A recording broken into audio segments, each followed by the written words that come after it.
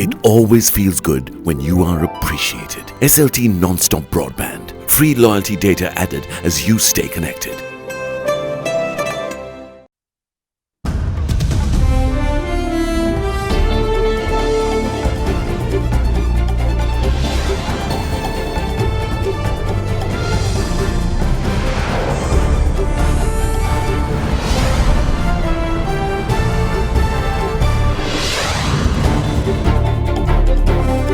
Tonight, Thai Pongal celebrated. The President calls for all Sri Lankans to have a mutual understanding, while the Prime Minister wants gaps bridged between communities and strengthen reconciliation. True to the word, the daily wage of plantation sector workers hiked to 1,000 rupees. This will cover the entirety of the plantation sector. So we are hopeful that they should be able to pay these wages because we have provided economic relief package. Empowering intelligence units. Cabinet green light to draft National Intelligence Act. Audio recording controversy. MP Ranjan Ramanayaka remanded. All that and much more coming up on First at 9. This Wednesday, the 15th of January 2020. From AdaDerana, this is AdaDerana First at 9. මේ scene එකෙන් cut වෙන්න ඇන්ටිජර් මවුත් wash සමගින් එන close up gel එක story එක start කරන්න. Hi. Hi. Live from Studio 24 in Colombo. Good evening and welcome to First at 9. I'm Dhamma Kanaka. Let's start with your local stories. Now, Thai Pongal, with the meaning of celebration of harvest, is celebrated by the Hindu community all across the world today. President Gotabaya Rajapaksa, in his Thai Pongal message, stated that all Sri Lankans must act in mutual understanding to achieve objectives of this festival. Meanwhile, Prime Minister Mahinda Rajapaksa urged that the Thai Pongal festival be used as an opportunity to bridge gaps between communities and strengthen reconciliation. Thai Pongal, which translates to the celebration of harvest, is celebrated today by Hindus all over the world. Hindus offer their first harvest to the sun on this special day. The Hindu community of Sri Lanka also celebrated the traditional Thai Pongal today. In his message issued to mark the Thai Pongal festival, President Gotabaya Rajapaksa says that to achieve the objectives of the Thai Pongal festival, all Sri Lankan citizens must have a mutual understanding amongst them. The head of state went on to say, in a similar manner as light dispels darkness, the disharmony among people could be eliminated through the harmony amongst them. He urged all to move forward towards prosperity as Sri Lankan citizens and to unite in accomplishing national goals. President Gotabaya also said, quote, I invite all of our Sri Lankan Tamil brothers and sisters living in various countries in the world to perceive Sri Lanka as their motherland to achieve those objectives. Prime Minister Mahinda Rajapaksa in the meantime engaged in religious observances this morning at the Sri Venkateshwara Mahavishnu Kovil in Modara in line with Thai Pongal.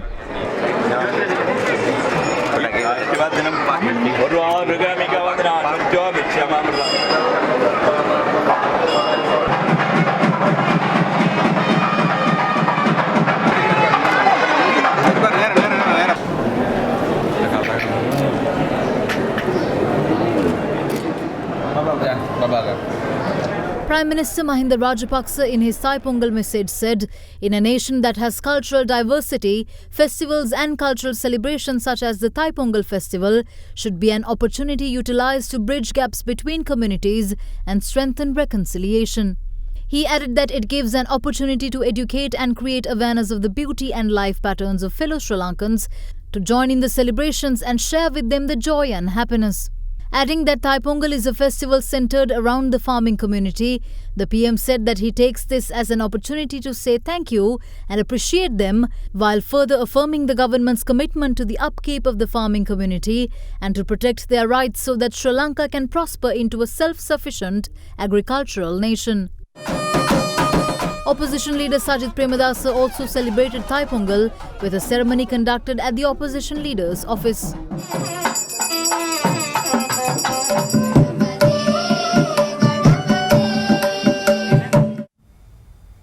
The government has decided to increase the minimum daily wage of plantation sector workers to 1,000 rupees with effect from the 1st of March. According to Cabinet co-spokesperson Dr. Ramesh Patirana, the proposal tabled by the President was approved by the Cabinet of Ministers during the meeting held yesterday.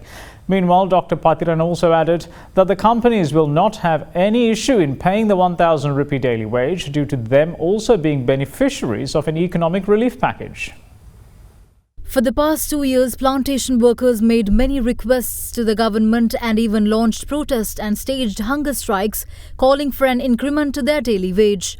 The demand was that their wage of 600 rupees be increased to 1,000 rupees. In 2019, however, there was some relief as the daily wage of plantation sector workers was hiked, albeit by a mere 100 rupees. Keeping the promises made in his election manifesto, President Gotabaya Rajapaksa proposed to increase the daily wage of plantation sector workers up to 1,000 rupees, which subsequently received the cabinet nod.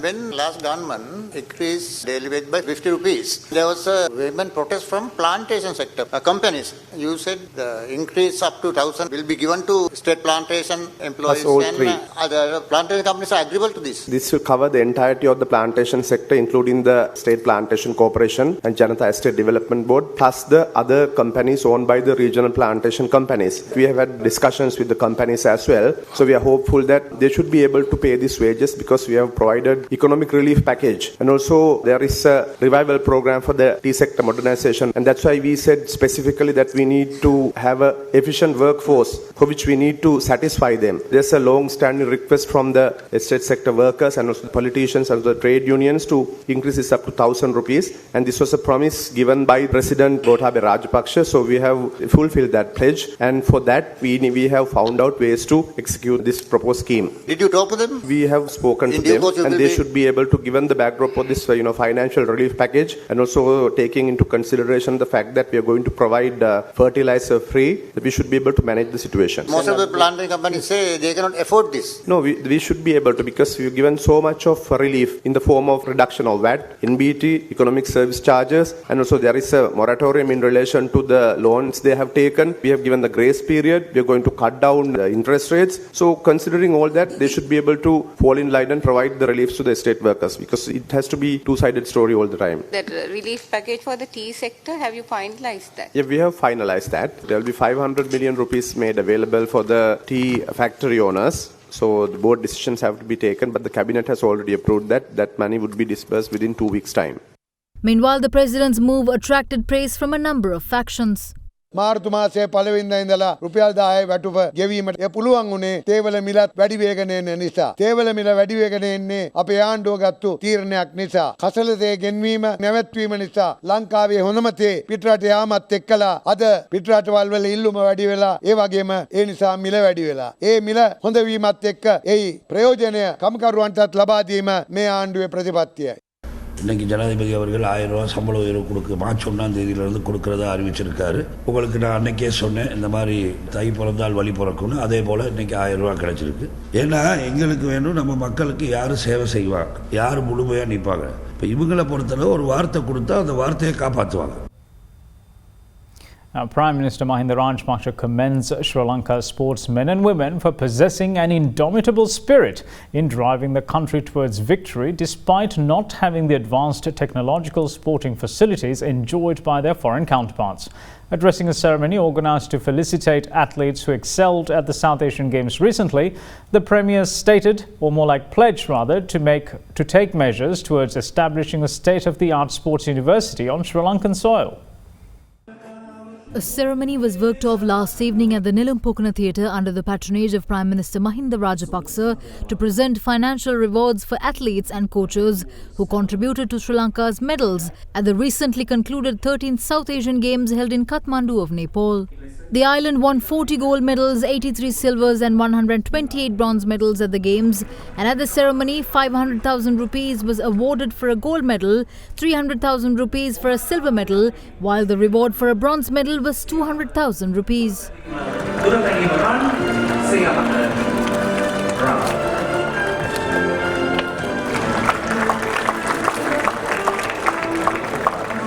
I'm a जनाधिपति वर्तमान अगमतिवर्य විදියට පමණක් නෙවෙයි ක්‍රීඩකයෙක් වශයෙන් හා ක්‍රීඩාශීලී දරුවන් සිටින පියෙකු හැටියටයි මම ඔබට අමතක්. ක්‍රීඩාවේ තාක්ෂණික පහසුකම් ආදිය තුලින් බලවත් රටවල් වලට පසුපසින් හිටියත් ඔවුන් සියල්ල අභිබවා ජයග්‍රහණය කරා යන්නට ඔබ තුල අතිමහත් වූ ධෛර්යයක් හා ශක්තියක් තිබීම ගැන අපි අත් වශයෙන්ම අගය කරන්න ඕන. නේපාලයේ කාත්මණ්ඩු නුවර පැවති පසුගිය සාක් ක්‍රීඩා උළෙලට සහභාගී වූ ඔබට නිකන් ඉහළ මට්ටමේ පහසුකම් නොලැබෙන බව මම පුවත්පත්වලින් දැක්කා. ක්‍රීඩා කළමනාකරණය සම්බන්ධයෙන් සමාව දීමට නොහැකි අඩුපාඩු ඔබ වෙත සිදු වූ බවත් අපි දුටුවා. සමහර ක්‍රීඩකයන් දිව්‍ය බරපතල ලෙස රෝගී වෙලා ඒ බවත් වාර්තා වුණා. නමුත් මාතෘභූමිය ජයග්‍රහණය කරා රැගෙන යාමට ඔබ තුල තිබුණු ධෛර්යය පරාජය කිරීමට ඒ කිසිවෙකුට නොහැකි වුණයි කියලායි මම විශ්වාස කරනවා. ඒ නිසා තමයි ඔබට ජාතිම ගෞරවයෙන් වෙන්නේ. ඒක විය යුතු කාර්යයක්. ඔබ ආරක්ෂා කිරීම සහ මෙහෙයවීම රජයේ වගකීමක් වශයෙන් අපි දකිනවා. මේ අනුව ජාත්‍යන්තර ප්‍රමිතියෙන් යුතු ක්‍රීඩා විශ්වවිද්‍යාලයක් ඉදිරියේ ඇති කිරීමට අපි කටයුතු කරනවා. අපි අද සිට සැලසුම් සකස් කළ යුත්තේ දකුණු ආසියාවෙන් පසුව ආසියාවත් ඉන්පසු සමස්ත ලෝකයක් ක්‍රීඩාවන් ජය ගන්න අවශ්‍ය කටයුතු සිදු කිරීමයි කියලා මම විශ්වාස කරනවා. ශ්‍රී ලංකාව තුළ අන්තර්ජාතික මට්ටමේ ක්‍රීඩා ඉසව් පැවැත්වීමට සැලසුම් කළ යුතුය තියෙනවා අපේ භූමිය තුළදී. ක්‍රීඩා ආර්ථිකයක් ඇති කරන්න අපි කටයුතු කළ යුතුයි.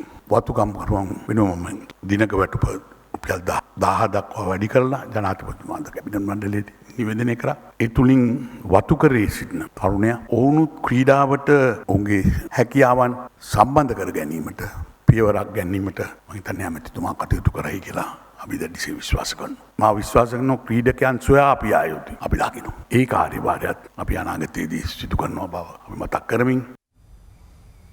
Meanwhile, in other local stories, Cabinet co-spokesperson Dr. Bandula Gunawardena hints of a possible fuel price hike in the country, with the escalating tensions between the United States and Iran unsettling the Gulf. Addressing media today, Gunawardena also revealed that the drafting of a new bill named National Intelligence Act to regulate and empower all intelligence services, granting them legal powers. ඊයේ දිනේදී cabinet මණ්ඩලයේ තීරණය කරනු ලැබුවා විශේෂ සුළු හා මධ්‍ය පරිමාණ ව්‍යවසායකයන් සඳහා ණය සහන පැකේජයක් හඳුන්වා දෙන්න. මේ අනුව සියලුම දේපොළ වෙන්දේසි කිරීම හා නීත්‍ය අනුකූලව නඩු පැවරීමේ ක්‍රියාවලිය සියලුම බැංකු ආයතනවල වර්ෂයකට නතර වෙනවා. අපි තමුන්නාන්සලා කවුරුත් දන්න ලෙස බුද්ධ්‍යංශ නිලධාරීන් විශාල පිරිසක් අප නැතුව දීර්ඝ කාලයක් බන්ධනාගාර ගත කර තිබුණා. මේ නිසා මෙවැනි තත්ත්වයක් මින් ඉදිරියට ඇති නොවෙන්න බුද්ධ්‍යංශවලට නෛතික බලයක් ලබා දෙන්න. නව පනත් කෙටුම්පතක් රාජ්‍ය බුද්ධි පනත් යනුවෙන් කෙටුම්පත් කිරීම සඳහා නීතිපතිවරයාට පැවරීම සඳහා වෙන කැබිනට් යෝජනාවක් ඊයේ සම්මත වුණා. ඇමරිකා සහකාර ලේකම්වරයා ජනාධිපතිතුමා හමු අවස්ථාවේදී ගරු ජනාධිපතිතුමා විසින් ප්‍රකාශ කළා තියෙනවා MCC ගිවිසුම සම්බන්ධයෙන් ජනතා අදහස් සැලකිල්ලට ගත යුතුයි කියලා. ගිවිසුම ක්‍රියාත්මක කිරීමට ඇමරිකා සහකාර ලේකම්වරයා රජයට යම්කිසි බලකිරීමක් කරලා තියෙනවද? කිසිම බලකිරීමක් කරලා නැහැ. MCC ගිවිසුම අත්හිටවල තියෙනවා රජයේ විසින්. ඇමරිකානු තානාපති රාජ්‍ය ලේකම්තුමිය පවසලා තියෙනවා දෙරාජ්‍යයේම ජනතාවගේ අභිලාෂයන්ට පටහැනි කිසිම ගිවිසුමක් ක්‍රියාත්මක නොවන බව. ගල්ෆ් කලාපයේ අර්බුද තත්ත්වය හරහා ඉදිරියේදී රට තුළ ඉන්ධන සැපයීමට බලපෑමක් ඇති වෙන්න ඉඩ තියෙනවා. ලෝකයේ khනිජ තෙල් මිල ඉහළට ගමන් කරලා තියෙනවා. දැනට අලාභ ලැබමින් තමයි khනිජ තෙල් මිල රජයේ විසින් සපයන්නේ. ඉදිරියේදී ඉන්ධන වල මිල වැඩිවීමක් සිදු වෙනවද? අවශ්‍යම වැඩි වෙන්න ඕනේ කියලා ඔබතුමාට තේරෙනවනේ. මොකද අපේ රටේ khනිජ තෙල් නිෂ්පාදනය කරන්නේ ඒ ගන්න මිල වැඩි නම් ඒ ඇතිවන මහා පාඩුව ජනතාව විසින් දරන්න සිද්ධ වෙන්නේ. ඒ අනුව ගැළපුමක් කරයි රජයේ විසින් ඒ ගණන් බලලා. The Cabinet of Ministers has also approved the proposal for implementation of a national program to eliminate poverty from the country. The proposal, tabled by President Gotabaya Rajapaksa, seeks the implementation of several programs on priority basis. Now, they include implementation of programs to ensure food security by providing essential food items to low-income people, a program of providing 100,000 employment opportunities for 100,000 underprivileged families, and prompt implementation of housing programs for poor families under One House, One Village program. Meanwhile, implementation of 100,000-kilometre rural road development program, as well as provision of quality roads to at least 1 million households, and providing easy access to loans, giving priority to development of small enterprises, self-employment, household needs household livelihood programs are also among them. The President's Media Division said that the program for ensuring food security will provide essential food items to low-income families through an electronic card. Under the national policy framework Vistas of Prosperity and Splendor, the government has identified the elimination of poverty in the country as a high priority for an appropriate large-scale development in the country.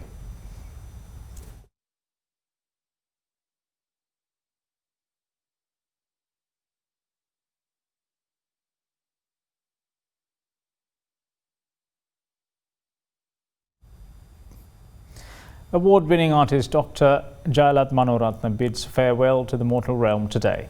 His final rites were conducted at the public cemetery in Borlaskamua. The renowned actor passed away on Sunday. An artist with exceptional skill, be it in theatre, teledrama or cinema, Dr. Jayalat Manoratna passed away at his residence during the early hours on Sunday. A household name, Manoratna had been ailing for some time and was 71 years of age at the time of his passing. His body was placed at his residence in Borlaskamua for public respects over the last few days, and numerous people, including politicians and other artists, flocked to pay their respects.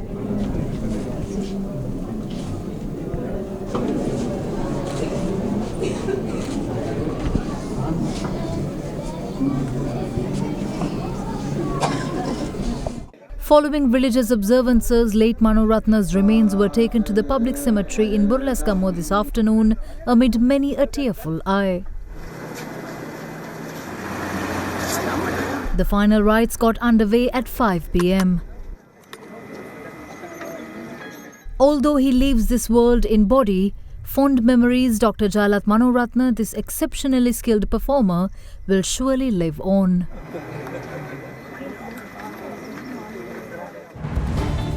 We'll see you again after this very short break. Stay tuned.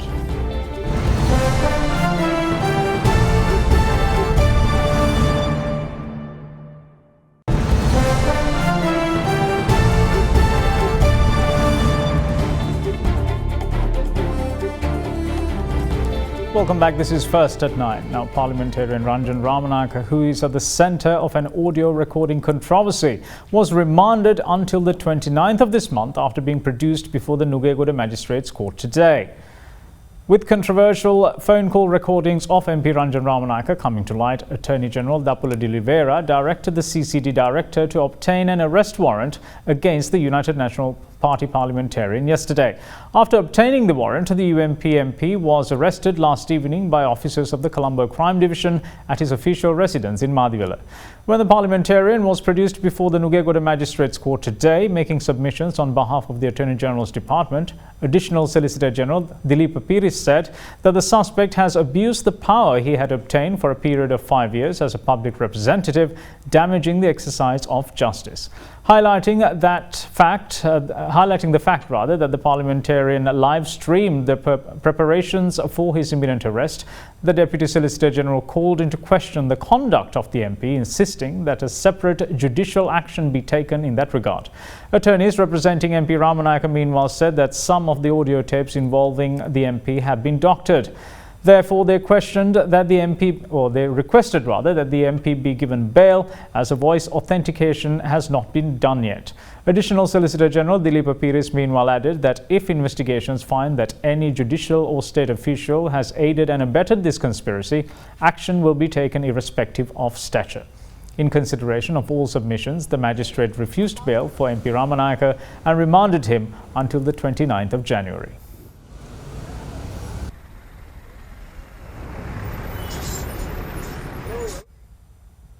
The remains of the 3 Sri Lankan students who died of smoke inhalation in Azerbaijan were brought to the island this morning. The bodies were airlifted on Qatar Airways to arrive at the Bandaranaike International Airport at around 9:15 a.m. The families of the deceased students were at the Katunaike Airport to receive the remains. Sri Lankan envoys in Doha and Tehran were in coordination with the Foreign Ministry of Sri Lanka in expediting the repatriation of the remains of the 3 Sri Lankan students at state expense. The trio died of smoke inhalation in a fire due to an electrical shortage which occurred at their apartment in Baku, Azerbaijan on Friday the 10th. All three victims, aged between 21 and 25 years, were identified as students at the Western Caspian University of Baku. Their bodies were submitted to forensic medical examinations, and the Azerbaijan government has launched investigations into the matter. The post-mortem examination on the deaths were concluded 2 days ago.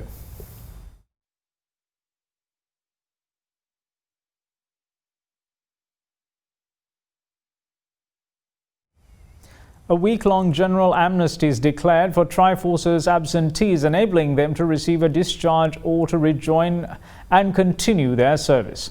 A media communique issued by the Ministry of Defence yesterday states that the general amnesty period has been declared under the directions of President Gotabaya Rajapaksa and will be in force for 7 days starting from the 5th of February.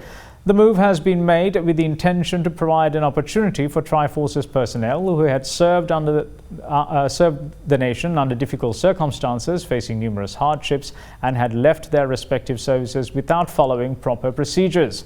This general amnesty is offered only to Triforce's absentees who are marked absent without leave before the 30th of September in 2019. Now, the Ministry of Defence also announced a grace period to hand over illegal firearms held without valid permits or documents, with the windows starting on the 5th of February and closing on the 12th.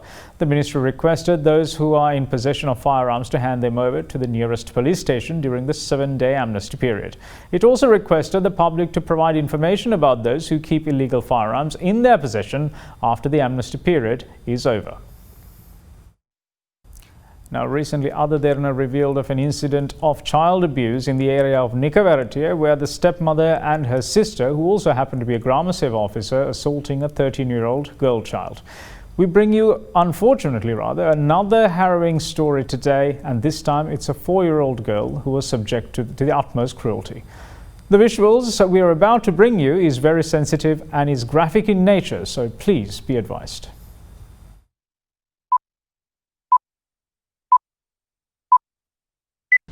The CCTV footage we received covers the upstairs of the public market complex in Mathura and features 3 individuals, including a man, woman and a child. By observing the footage, it gives rise to suspicion that whether the man is ingesting any narcotics, and it also shows the man sharing the substance in question with the woman. The man is then seen severely beating the 4-year-old girl child.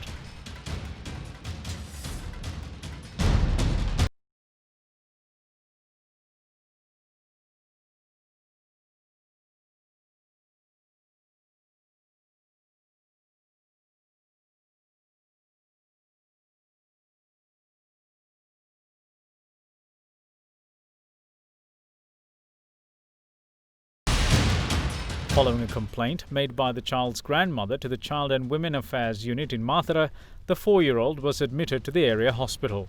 Due to sustaining severe injuries, the child was even subjected to a surgery. Investigations revealed that the man assaulting the child to be the paramour of the victim's mother. The suspect, who was arrested today, will be produced before court tomorrow. We will be taking a look at what's happening overseas on the other side of this break. Don't go away.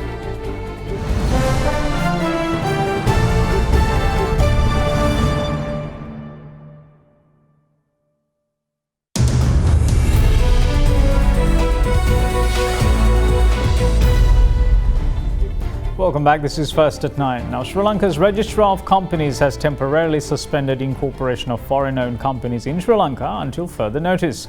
A note on the Registrar of Companies official website said that incorporation of foreign-owned companies in Sri Lanka with Registrar of Companies is temporarily held until further notice, except for BOI-approved companies. The notice added that further information on this regard can be obtained from the Incorporation Division of the Department of the Registrar of Companies.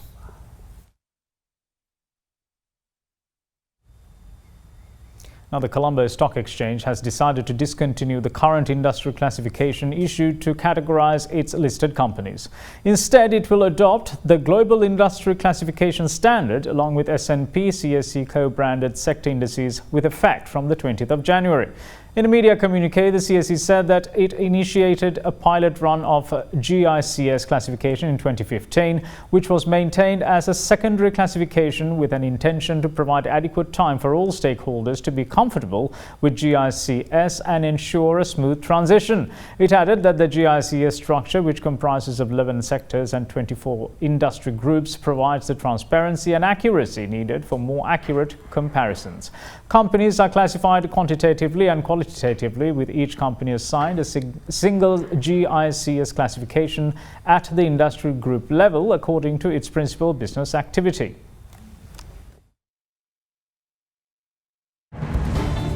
And that's it from all of us here at First at 9. Thanks for watching. Bye-bye.